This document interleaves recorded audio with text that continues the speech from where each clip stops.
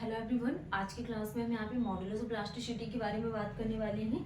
Modulus of elasticity का हम यहाँ पे डायग्राम के बारे में समझेंगे। देन उसके बाद हम यहाँ पे इनिशियल टेंजेंट के बारे में समझेंगे एंड टेंजेंट मॉडुलस क्या होता है। ठीक है, तो हम यहाँ पे क्लास को स्टार्ट करने से पहले थोड़ा सा रिवीजन कर लेते हैं। अगर आपने एमपीपीएससी, एई, आरआरबी, जेई, एसएससी, जेई सब इंजीनियर एग्जाम को टारगेट किया है तो 8 to 10 नंबर ऑफ क्वेश्चंस पूछे जाते हैं रेनफोर्समेंट कंक्रीट से। तो हमने प्रीवियस क्लास में क्या स्टार्ट किया था, यहाँ पे रेनफोर्समेंट टॉपिक था हमारा, क्या रेनफोर्समेंट, जिसमें हमने क्या बात की थी, कुछ ग्रेड्स का यूज किए थे। 250 क्या ग्रेड यूज किए थे, F E 250 and F E 415 and उसके बाद हमने एफ ई 500 का, जिसके लिए 250, 415, 500 ग्रेड का यूज किए थे रेनफोर्समेंट के लिए। देन उसके बाद हमने मॉडुलस ऑफ इलास्टिसिटी के बारे में बात की थी। मॉडुलस ऑफ इलास्टिसिटी में जनरली क्या है, इसमें जो कर्व रहता है इसको ड्रॉ करती है स्ट्रेस और स्ट्रेन के बीच में। ये लाइन हो गई कि स्ट्रेस की और ये हो गई स्ट्रेन की। ये क्या होगा यहाँ पे स्ट्रेस एंड ये क्या होगा स्ट्रेन, स्ट्रेस और स्ट्रेन। ठीक है, ये होगी स्ट्रेट लाइन जिसको क्या बोला गया, इनिशियल टेंजेंट मॉडुलस। ये क्या है, initial tangent modulus, initial tangent modulus. Okay, और ये क्या है, secant modulus, secant modulus of stress, secant modulus of stress. ठीक है, नेक्स्ट हम ये क्या हो गया, पैराबोलिक कर्व और ये इमेजिनरी लाइन। तो स्ट्रेस और स्ट्रेन के बीच में हमने कर्व को ड्रॉ किया। ये प्रोसेस क्या कहलाती है, मॉडुलस ऑफ इलास्टिसिटी। तो हम इनिशियल टेंजेंट मॉडुलस के बारे में बात करेंगे, इसकी क्या डेफिनेशन होगी। सीकेंट मॉडुलस ऑफ स्ट्रेस के बारे में बात करेंगे कि सीकेंट मॉडुलस ऑफ इलास्टिसिटी क्या होती है। कर्व आपको ध्यान रखना है, स्ट्रेस और स्ट्रेन के बीच में कर्व को ड्रॉ किया। Horizontal line strain and vertical line is the stress. Initial tangent को जनरली हम डिनोट करते हैं EN से and also known as dynamic modulus of elasticity. तो जो इनिशियल टेंजेंट है इसी को ही डायनामिक मॉडुलस ऑफ इलास्टिसिटी बोला जाता है। Next, it is the slope of curve at origin. तो अगर हम यहाँ पे इनिशियल टेंजेंट के लिए बात करें तो initial tangent modulus of elasticity क्या है, slope of curve at origin. ये पॉइंट है ऑरिजिन का, ये slope of curve of origin is called the initial tangent. Third, depends upon grade of concrete. ये किस पर डिपेंड करता है, ये किस पर डिपेंड करेगा, ग्रेड ऑफ कॉन्क्रीट पर डिपेंड करता है initial tangent. It is calculate using resonance frequency test. अगर हमें इनिशियल टेंजेंट को फाइंड आउट करना है तो हम किसका यूज करेंगे, रेजोनेंस फ्रीक्वेंसी टेस्ट का यूज करेंगे। तो रेजोनेंस फ्रीक्वेंसी टेस्ट का यूज किया जाता है इन द इनिशियल टेंजेंट। ठीक है, तो इसी को ही डायनामिक मॉडुलस ऑफ इलास्टिसिटी बोला जाता है and slope of curve at origin and depends upon grade of concrete पे डिपेंड करता है and it is calculate using resonance frequency test के थ्रू इसको कैलकुलेट किया जाता है। ठीक है, नेक्स्ट हम यहाँ पे टेंजेंट मॉडुलस के लिए बात कर रहे हैं। तो टेंजेंट मॉडुलस क्या कहलाता है, it is the slope of curve.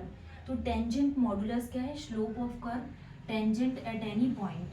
तो ये वो स्लोप ऑफ कर्व है tangent at any point on stress strain curve. ये है स्ट्रेस और ये है स्ट्रेन, तो stress strain curve, the slope of curve tangent at any point.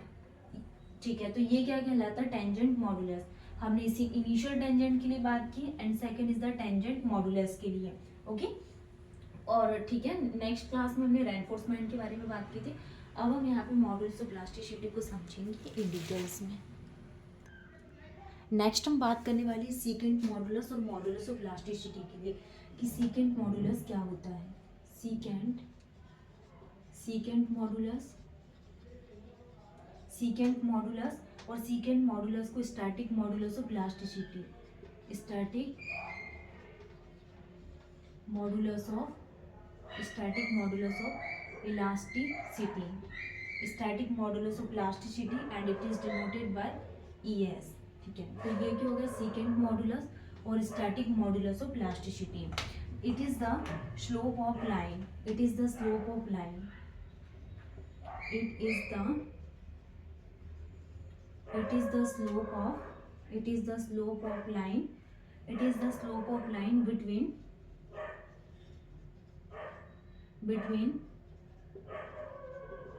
between origin and point on curve, origin and point on curve, origin and point on curve, stress remain constant. इसमें जो stress है, stress remain constant, stress remain क्या रहेगी, constant रहेगी. तो ये definitions क्या कहलाती है, सीकेंट मॉडुलस को ही क्या स्टैटिक मॉडुलस ऑफ प्लास्टिसिटी बोला जाता है.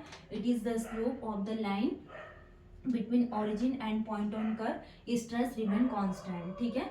नेक्स्ट हम बात करने वाले हैं किसके लिए, इन इलास्टिक रीजन्स के लिए. For inelastic regions. तो इन इलास्टिक रीजन्स के लिए क्या आ जाएगा यहाँ पे, जो इनिशियल टेंजेंट है, initial tangent is greater then tangent, tangent is greater then क्या आ जाएगा, सीकेंट मॉडुलस ऑफ प्लास्टिसिटी. ठीक. नेक्स्ट हम बात करने वाले हैं फोर इलास्टिक रीजन्स के लिए. For elastic region. तो इलास्टिक रीजन्स के लिए क्या आ जाएगा यहाँ पे, initial tangent is greater than tangent is greater than secant modulus of elasticity. ठीक है. तो अभी हमने डिस्कस किया क्या, secant modulus और secant modulus of elasticity. तो इसको किसके बीच में, ये स्लोप है line end of line between origin and point on curve. जो हमने कर्व को ड्रॉ किया था, ये लाइन एंड जो पॉइंट, जो कर्व यहाँ पे क्या कर रहा था, क्रॉस कर रहा था पॉइंट ऑन कर्व. और इसमें स्ट्रेस क्या थी, रिमेन कांस्टेंट थी. हमने फिर इसके बाद इन इलास्टिक रीजन्स के लिए बात की. तो जो इनिशियल टेंजेंट हमने अभी डिस्कस किया, ये ज़्यादा होगा एज कम्पेयर टू टेंजेंट, और टेंजेंट के कंपेयर में क्या जाएगा, सीकेंट मॉडुलस. और जब भी हम यहाँ पे इलास्टिक रीजन्स के लिए बात करेंगे, तो initial tangent equal to tangent is equal to कितना आ जाएगा, secant modulus of plasticity. Okay. Next हम बात करने वाले हैं Young modulus for concrete. Young modulus for concrete 5700 under root of F C के in newton per mm square, in newton per mm square में.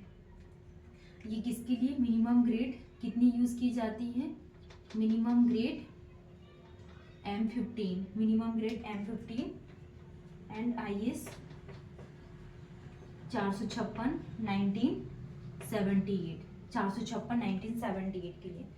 देन इसके बाद हम बात करेंगे Young modulus for concrete 5000 under root of F C के, 5000 under root of F C के newton per mm square. और minimum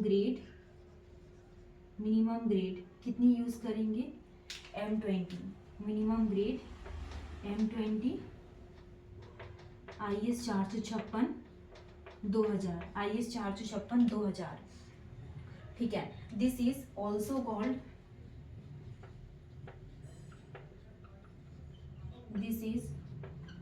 called short term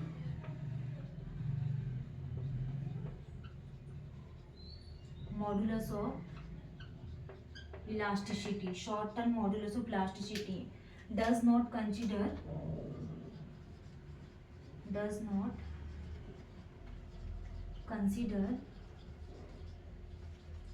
the effect of grip or age of